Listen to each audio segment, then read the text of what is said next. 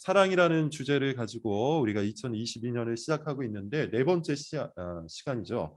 제목은 사랑이 삶이 될 때까지라는 제목입니다. 사랑이 삶이 될 때까지. 제목이 사실상 모든 것을 다 이야기를 합니다. 여러분, 우리는 종종 착각을 하는데요. 사랑하는 마음으로 충분하다. 이렇게 착각을 하는 경향이 있어요. 내 마음속에 누군가를 향한 사랑이 있으니, 내 감정 속에 누군가를 사랑하는 그런 마음이 있으니, 그런 감정이 있으니 그것만으로 충분하다 이렇게 생각을 합니다. 사랑하는 마음 자체는 소중하죠. 그러나 그것으로 충분하진 않아요. 그것이 전부는 아닙니다. 사랑하니까 괜찮다? 사랑하는 마음으로 한 것이니 우리가 이해를 해주자.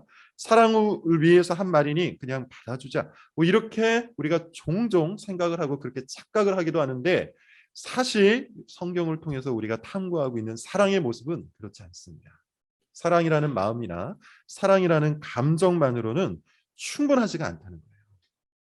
만약에 그 마음과 감정으로 충분하다면 여러분 이 세상에는 나쁜 부모는 없을 거예요. 나쁜 아빠, 나쁜 엄마는 없을 겁니다. 그렇겠죠? 모두가 사랑하는 그 마음으로 자녀를 대하지 않습니까? 그런 감정이 충분하지 않을. 그럼에도 불구하고 실제로 여러 가지 사례들을 놓고 보면 사랑의 마음을 품고 있는 부모가 나쁜 자녀를 키워내는 결과를 우리가 많이 목격하잖아요. 최근 방송에서 나오고 있는 어떤 육아 전문가가 하는 그 프로그램이 있더라고요. 제가 즐겨 보기도 하는데 금쪽 상담소라는, 아시는 분들은 아실 겁니다. 그런 것을 보면 육아를 어떻게 해야 하는지에 관해서 전문가가 나와서 이렇게 저렇게 코칭을 하는 거예요. 근데 대부분을 보면 어떻습니까? 엄마 아빠의 잘못된 언행으로 인해서 자녀들이 잘못된 모습을, 잘못된 태도를 보인다. 이런 진단을 합니다. 근데 여러분 그 내용들을 잘 보면 부모가 사랑하는 마음이 없는 게 아니에요. 부모가 사랑하는 감정이 없는 거 아닙니다. 오히려 그 마음과 감정이 충분함에도 불구하고 그 언행이 잘못되어서 자녀에게 잘못된 영향을 미치는 경우가 많죠. 사랑하는 마음만으로는 여러분 충분하지가 않다는 겁니다. 사랑하는 방식이 올바라야 되는 거예요. 비슷한 사례가 여러분 또 있겠죠. 만약에 사랑하는 마음과 감정으로 충분하다면 나쁜 남편이나 나쁜 남자친구나 또 나쁜 아내나 나쁜 여자친구는 없을 겁니다. 종종 나오는 뉴스 보시면 좀 험악한 뉴스들이 얼마나 많습니까? 여자친구에 대한 집착, 사랑이라는 이름으로 행하는 그 모든 폭력들, 그 내용들을 살펴보면 어때요? 여자친구나 혹은 아내를 사랑하는 마음은 있죠. 사랑하는 감정은 있죠. 그 마음과 감정은 있으나 그것만으로는 결코 올바른 사랑을 해낼 수가 없는 거예요. 잘못된 방식은 반드시 잘못된 결과를 만들어내기 때문입니다. 그런 의미에서 여러분, 사랑하는 마음으로 한 것이니 이해해 주자. 사랑하는 마음으로 말한 것이고 행동한 것이니 우리가 받아주자라는 생각을 버려야 돼요. 사랑하는 마음도 필요하지만 성경을 통해서 그 사랑의 방식을 바르게 배워서 실천을 해야 되는 것이죠. 어제 기독교 강요를 저와 함께 강독하신 분들은 아실 겁니다. 아우구스티누스의 말을 칼빈이 인용해서 한 말이 있어요. 사람의 선의가, 선한 의도란 뜻이죠. 사람의 선한 의도가 늘 선한 결과를 맺는 것은 아니다 라고 이야기해요. 선한 의도가 있다고 해서 그것이 항상 누군가에게 좋은 결과를 맺는 것은 아니에요. 선한 의도보다 중요한 것은 뭡니까? 하나님의 뜻이에요. 하나님의 말씀이에요.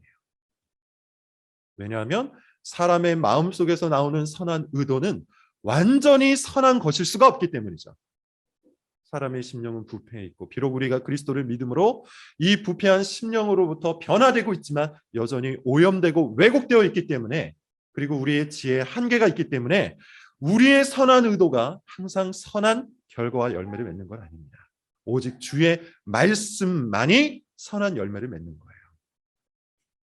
그런 의미에서 여러분 사랑도 마찬가지예요. 내가 누군가를 향한 선한 의도가 있다고 해서 그것이 늘 옳은 것은 아닙니다. 오직 주의 말씀대로 행하는 것만이 옳은 거예요. 우리는 지금까지 사랑이라는 이 주제에 관해서 세 가지 설교를 들었습니다. 잠깐만 정리를 해보자면 첫 번째는 이거였죠. 사랑은 절대적인 명령이다. 사랑은 해도 되고 안 해도 되는 여러 가지 행위 중 하나를 추가하는 그런 수준의 것이 아니다. 사랑이라는 것은 그리스도인 됨, 존재의 본질을 가르는 것이다. 그렇게 이야기를 하고 있어요. 네. 네, 데려가세요. 네. 계속해서 사랑이라는 것은 하나님께서 그리스도인의 마음속에 심어주신 하나의 경향성입니다. 새롭게 만들어진 본성이네요. 그래서 아우구스티누스라는 분께서 이런 이야기를 했다고 그랬죠. 사랑을 행함이라는 것은 하나님의 자녀와 악마의 자식을 구분하는 아주 중요한 잣대가 된다고 이야기해요. 사랑을 행하는 사람은 하나님의 자녀지만 사랑을 행하지 않는 사람은 악마의 자식이다. 이렇게 극단적으로 표현할 만큼 사랑은 그리스도인됨에 있어서 매우 중요한 겁니다. 그래서 사랑은 본질적으로 오직 그리스도인만 가능하다고 했습니다. 이것이 첫 번째 시간에 드렸던 말씀이에요. 두 번째 뭡니까? 그러나 사랑이라는 타이틀이 붙어 있다고 해서 다 진짜 사랑은 아니다.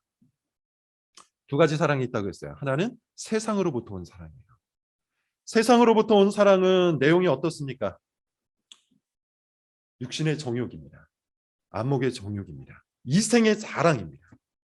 그리고 그것을 응원하고 지지해 주는 겁니다. 이 세상에서 말하는 사랑이라는 것은 대개 다 사람들이 품고 있는 욕망을 지지하고 응원해 주는 거예요. 그 사람이 가지고 있는 육신의 정욕, 그 사람이 가지고 있는 안목의 정욕, 그 사람이 가지고 있는 그 이생의 사랑이라는 육신적인 욕망을 응원해 주고 지지해 줄 때 저 사람이 사랑이 많구나 이렇게 이야기한다는 것이죠. 그런데 아버지로부터 온 사랑, 하나님 아버지로부터 온 사랑은 그렇지 않습니다. 욕망을 지지하는 것이 아니라 거룩을 향해서 인도해 주는 사랑이에요. 그래서 우리가 호사서의 말씀을 통해서 뭘 배웠습니까? 하나님 아버지의 사랑은 가시를 놓는 사랑이라고 했죠. 그가 바알을 찾아가지 못하도록. 담을 쌓는 사랑이라고 했습니다. 그가 바알에게로 가는 길을 만나지 못하도록. 가시를 놓고 담을 쌓아서 오직 하나님을 향해서 나아갈 수 있도록 만드는 사랑. 이것이 하나님 아버지로부터 온 사랑입니다. 욕망을 지지하고 응원해 주는 것, 이것은 세상이 사랑이라고 이야기하지만 하나님께서는 뭐라고 이야기하신다고요? 그런 무조건적인 지지가 아니라, 그런 무조건적인 응원이 아니라 그 사람을 하나님이 원하시는 길로 인도하는 것. 그러기 위해서 심지어 가시를 놓거나 담을 쌓는 것. 이것이 참된 사랑이에요. 그래서 뭐가 중요하다고 했습니까? 분별력이 중요한 것이죠. 누군가의 말을 판단해야 돼요. 누군가의 행동을 분별해야 돼요. 무조건적으로 지지하고 무조건적으로 응원해주고 무조건적으로 용납하고 포용하는 것이 아니라 그가 정말 올바른 길을 가고 있는지, 그가 정말 진리를 사랑함으로 길을 걷고 있는지, 아니면 욕망을 꿈꾸면서 교묘하고 교활하게 다른 길로 이탈해 가고 있는 것은 아닌지 분별해야 돼요. 분별하여 지지할 것은 지지할 수 있으나 그렇지 못한 것은 가시와 담을 통해서 막아야 되는 것이죠. 이게 진짜 사랑입니다. 두 번째 시간에 했던 얘기예요. 지난 시간에 했던 이야기는 뭡니까? 그렇다면 이 참된 사랑을 어떻게 우리가 만들 수 있을까? 가시와 담을 쌓아서 거룩으로 인도하는 이 참된 사랑은 어떻게 만들 수 있을까? 이 주제를 갖고 같이 성경을 탐구했습니다. 뭐였습니까? 섞이는 것이라고 했죠. 섞이는 겁니다. 거짓 사랑은 욕망에 대한 지지, 그래서 같은 욕망끼리 모이는 것을 당연하게 여겨요. 거짓 사랑은 욕망에 대한 지지, 욕망에 대한 응원, 이기에 같은 욕망을 가진 사람들끼리 잘 모입니다. 왜냐하면 공감이 잘 되거든요. 왜냐하면 거기에서 친밀감을 느낄 수 있거든요. 같은 목표, 같은 동기, 같은 어떤 욕구를 가지고 있기 때문에 그런 이야기들을 하면서 신나서 이야기하는 거예요. 예컨대 이런 겁니다. 부동산에 대한 욕망이 큰 사람들은 그 부동산에 관한 이야기를 할 때 귀를 쫑긋 세우고 그 모임에 참여할 거예요. 그렇게 친밀감을 가장 중요하게 여기면서 사람들끼리 모이는 것, 그것은 여러분 뭐라고 했습니까? 유유상종이요, 동기감흥이요, 사실상 패거리에 불과하다고 했죠. 성도의 교제가 아니에요. 진짜 사랑이 될 수 없어요. 동료끼리 모이는 것, 그것은 참된 사랑일 수가 없습니다. 왜냐하면 동료끼리만 모이면 그리스도의 몸을 세울 수가 없기 때문이에요. 참된 사랑이라는 것은 뭡니까? 우리가 참된 성도의 교제를 해야 하는 그 이유와 목적이 어디에 있습니까? 그리스도의 몸을 세우기 위해서요. 그래서 바울은 고린도전서 12장에서 뭐라고 이야기합니까? 눈은 눈끼리만 모이지 말아라. 손은 손끼리만 모이지 말아라. 발은 발끼리만 모이지 말아라. 눈과 코와 입과 손과 발은 함께 모여서 그리스도의 몸을 세워야 되는 것이다. 이것이 진정한 사랑이에요. 그러므로 여러분, 우리는 나를 먼저 사랑해 주는 그런 사람, 내 마음을 편하게 해주는 사람, 서로 말이 통하는 그런 사람과만 친밀하게 모여서는 안 돼요. 이런 사랑은 누구의 사랑과 다를 바가 없다고 했죠? 예수님께서 말씀하시기를 세리들도, 이방인들도 그렇게 사랑한다고 해요. 세리나 이방인들도 자기와 잘 맞는 사람들끼리는 서로 친절을 베풉니다. 서로 사랑을 합니다. 서로 그 욕망을 맞춰갈 수 있기 때문이에요. 그러나 진짜 그리스도의 제자라면 어떻게 해야 돼요? 먼저 사랑해야 돼요. 서로 다른 사람이어도 먼저 사랑해야 돼요. 그것이 그리스도인이요 제자입니다. 자, 이렇게 우리가 세 번의 시간을 통해서 사랑이라는 것을 성경을 통해서 열심히 탐구했어요. 오늘은 이제 그 사람들 속에 섞인 우리가 어떻게 이 참된 사랑을 지속적으로 유지해 나갈 수 있을까? 지속적으로 성장시켜 나갈 수 있을까라는 질문을 갖고 본문을 좀 보겠습니다. 여러분, 본문을 한번 보십시오. 13장인데 다 아실 겁니다. 너무나도 유명하죠? 믿지 않는 사람들까지도 이 내용은 알고 있어요. 가요로도 만들어져서 많은 사람들이 부르는 그런 내용입니다. 소위 말하는 사랑장이에요. 오늘은 이 주제의 특성상 본문의 내용들을 일일이 하나씩 다 살피는 그런 방식의 설교는 아닙니다. 전체적으로 사랑이라는 이 특징이 전체적으로 어떠한 모습인지 그런 것들을 중점적으로 좀 살펴보도록 하겠습니다. 자, 일단 본문을 보시면요, 사랑의 여러 가지 특성들이 나오죠. 한 7가지 내용들이 쭉 나옵니다. 이런 것들을 통해서 여러분, 우리는 무엇을 알 수가 있죠? 이런 여러 가지 특성들을 하나하나씩 살펴보면서 어떤 것을 알 수 있습니까? 제가 서론 부분에 얘기했던 것처럼 사랑은 마음과 감정만으로는 충분한 것이 아니라는 사실을 알 수 있죠. 사랑하는 마음으로 충분한 게 아니에요. 사랑하는 감정으로 충분한 게 아니에요. 사랑은 매우 구체적이고 매우 실제적이고 더 나아가서 매우 섬세한 어떤 행동이에요.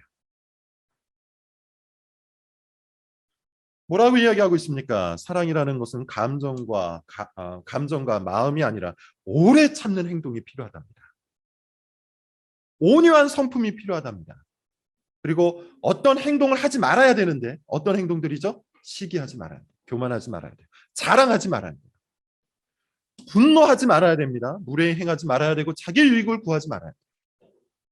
그리고 악한 것을 생각하지 말아야 되고 불의를 기뻐하지 말아야 돼요. 그리고 진리를 기뻐해야 돼요.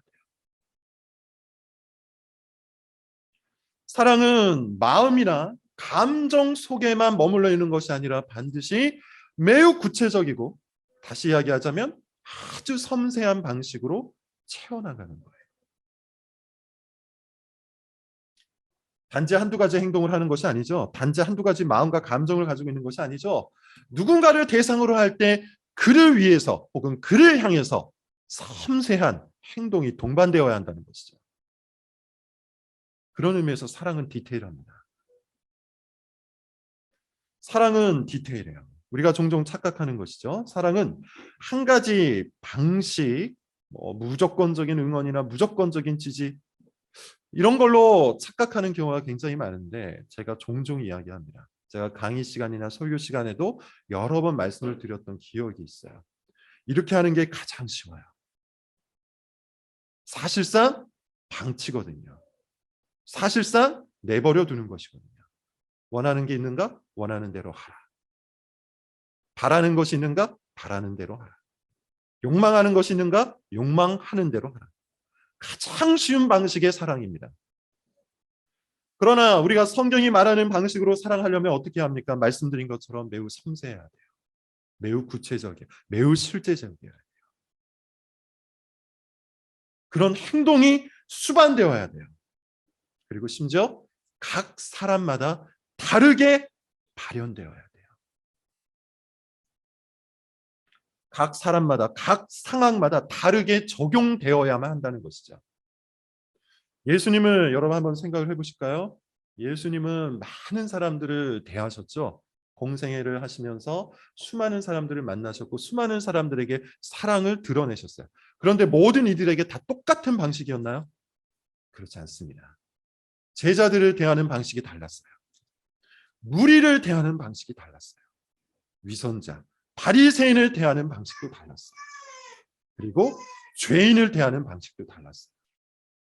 예수님은 사랑이 충만한, 사랑의 절정, 사랑의 본질이 되시는 분인데 그 사랑이신 예수님께서 사랑을 드러내시는 방식이 각 사람마다, 각 상황마다 달랐다는 것이죠.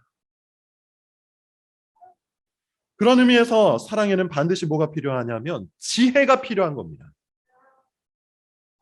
지혜가 뭡니까? 섬세함이 필요하다는 것이고 디테일이 필요하다는 거예요.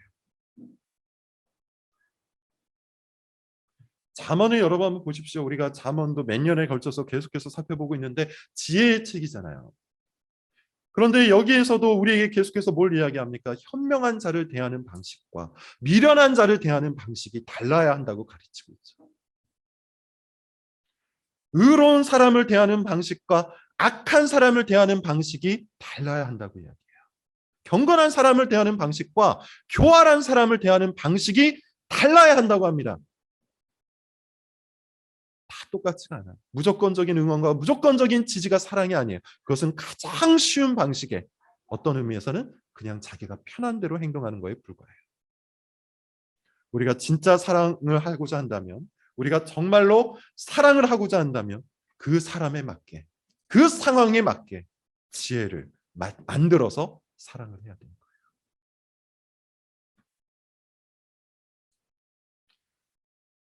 관점을 바꿔서 살펴보자면요. 바리새인이나 아니면 잠언에 등장하는 그 미련한 자, 교활한 자들은 예수님을 향해서 사랑이 없다라고 평가했을 수도 있을 것 같아요. 예수님께서 바리새인들을 향해서 따뜻하게 말씀을 건네신 적이 없어요. 바리새인들을 향해서 그들의 욕구를 인정해 준 적도 없어요. 그들의 견해에 동의해 주신 적도 없습니다. 그래서 이 바리새인이나 위선자나 미련한 자나 어리석은 자나 교활한 자들은 예수님을 사랑이 없다고 평가했을 수도 있어요.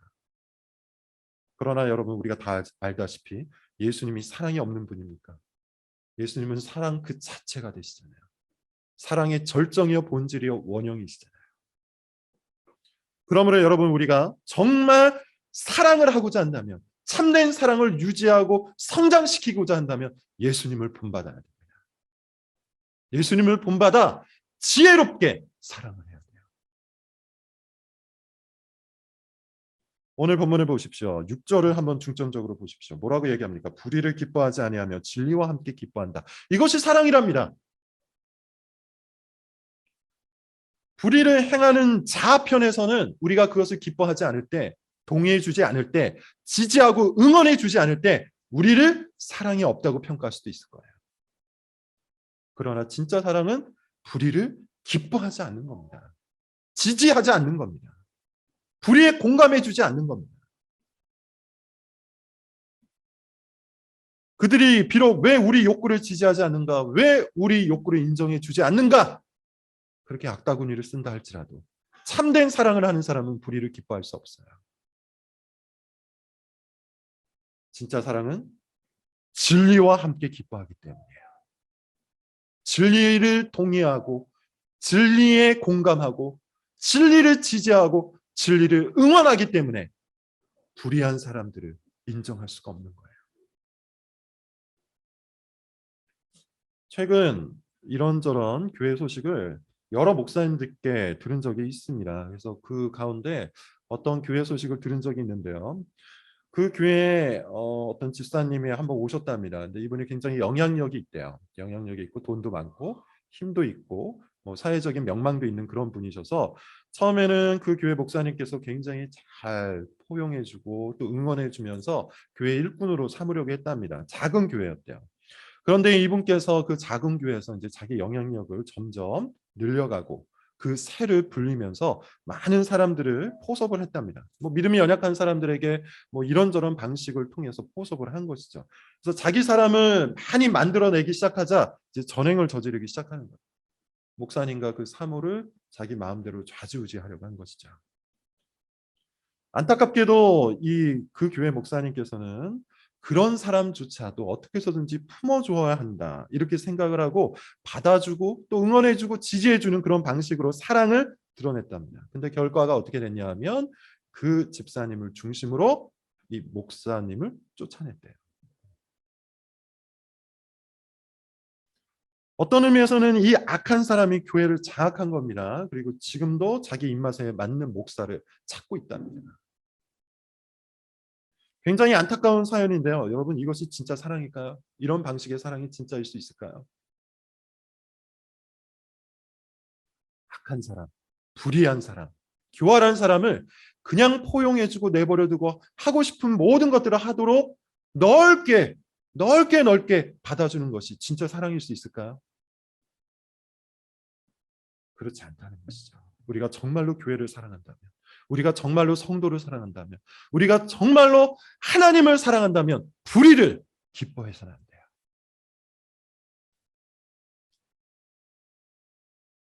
그런 의미에서 다시 한번 말씀을 드리는데 사랑하는 마음과 감정으로 충분하지 않습니다. 정말로 우리가 참된 사랑을 유지하고 성장시키고자 한다면, 그렇게 사랑을 하고자 한다면 지혜가 필요해요. 사람마다 다르게, 상황마다 다르게 실천하고 적용해야 되는 사랑의 지혜가 반드시 필요한 겁니다. 두 번째, 오늘 본문을 통해서 우리가 알 수 있는 바는 이겁니다. 사랑은 반드시 과정이 필요합니다. 과정. 무슨 말일까요? 사랑은 감정이나 마음보다 사실 과정이에요. 사랑은 기본적으로 어떤 겁니까? 사람과 사람 사이를 채우는 그 어떤 행동들이에요. 다시요. 이 표현이 굉장히 중요한 표현입니다. 사랑이라는 것은 사람과 사람 사이를 채우는 그 어떤 행동들입니다. 특별히 우리가 읽었던 이 본문은 그 사이를 이렇게 채우라고 이야기하고 있는 것이죠. 오래 참음으로, 온유함으로, 시기하지 말고, 자랑하지 말고, 교만하지 말고, 무례히 행하지 말고, 분노하지 말고, 불의를 기뻐하지 않고 진리를 기뻐함으로 그 사이를 채우라고 이야기하고 있는 거예요.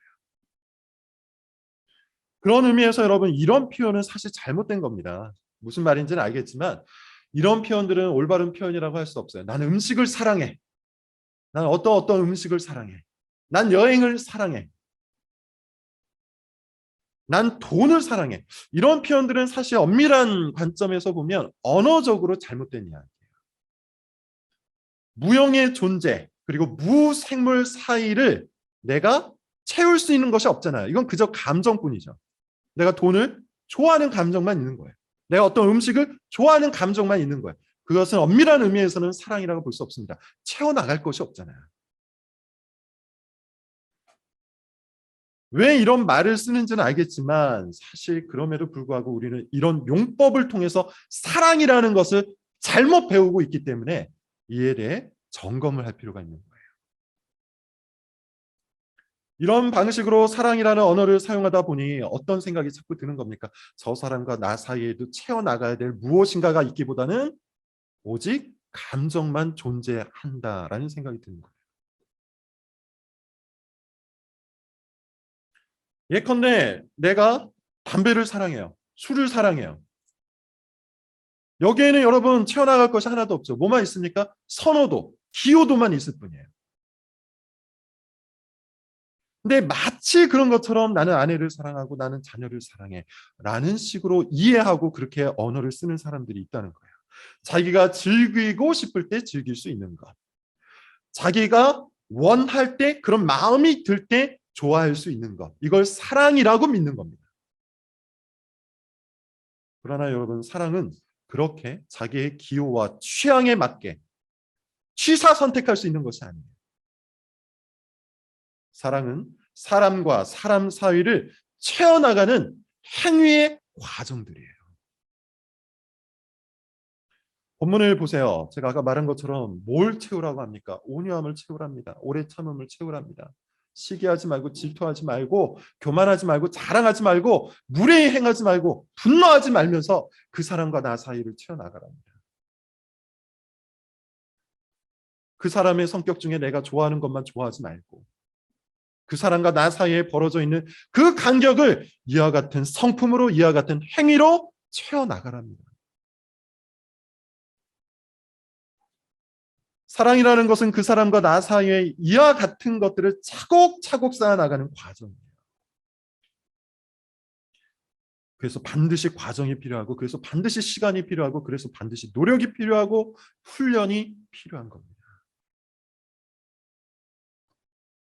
사랑은 절대로 다른 누군가가 대체해 줄 수 있는 게 아니에요. 관계를 건너뛴 채 다른 방식으로 이룰 수 있는 것이 아닙니다. 이 간격을 내가 꼭 메꾸어야 돼요. 예컨대 이런 겁니다. 여러분 부모님들이 계시니까 말씀을 좀 드려보면 우리가 부모가 자녀를 사랑하게 되죠. 근데 여기에서도 주의가 필요한 것이 있어요. 종종 이 부분을 착각하는 분들이 있습니다. 어떻게 착각을 하냐면 엄마와 자녀가 관계가 굉장히 좋으니까 아빠 입장에서는 그것만으로 충분하다고 생각하는 거예요. 무슨 말씀인지 여러분 이해하시는 분들은 이해하실 겁니다. 아빠도 마땅히 자기 자녀와 차곡차곡 쌓아가는 그 과정이 필요해요. 그래야 자녀와 아빠 사이에 사랑의 관계가 만들어지는 겁니다. 근데 아빠가 바쁘다는 핑계로 그 모든 것들을 엄마에게 미루고 엄마가 자녀와 이 관계를 잘 쌓아갔으니 나는 됐다. 나 어차피 아내와 나는 한 몸이니 뭐 다 된 거 아닌가. 이렇게 착각을 하는 겁니다. 근데 여러분 그렇지 않죠. 관계와 관계는 내가 직접 뛰어들어서 그 관계를 차곡차곡 쌓아갈 때에 비로소 올바른 관계가 만들어지는 거예요.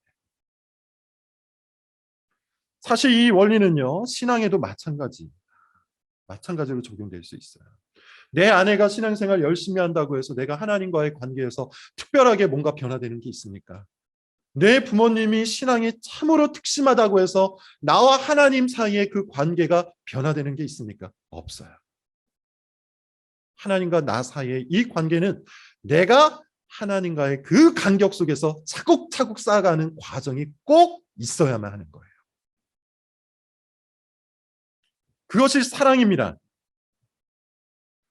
그런 의미에서 여러분 우리는 온유하기 위해서 시간을 써야 돼요. 그런 의미에서 여러분 우리는 시기하지 않고 자랑하지 않고 교만하지 않기 위해서 노력을 해야 돼요.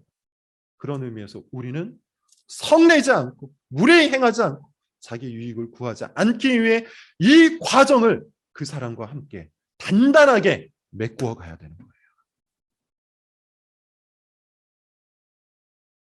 그렇게 너와 나 사이에 이 사랑의 벽돌을 쌓아갈 때에만 비로소 사랑의 관계가 만들어지는 겁니다.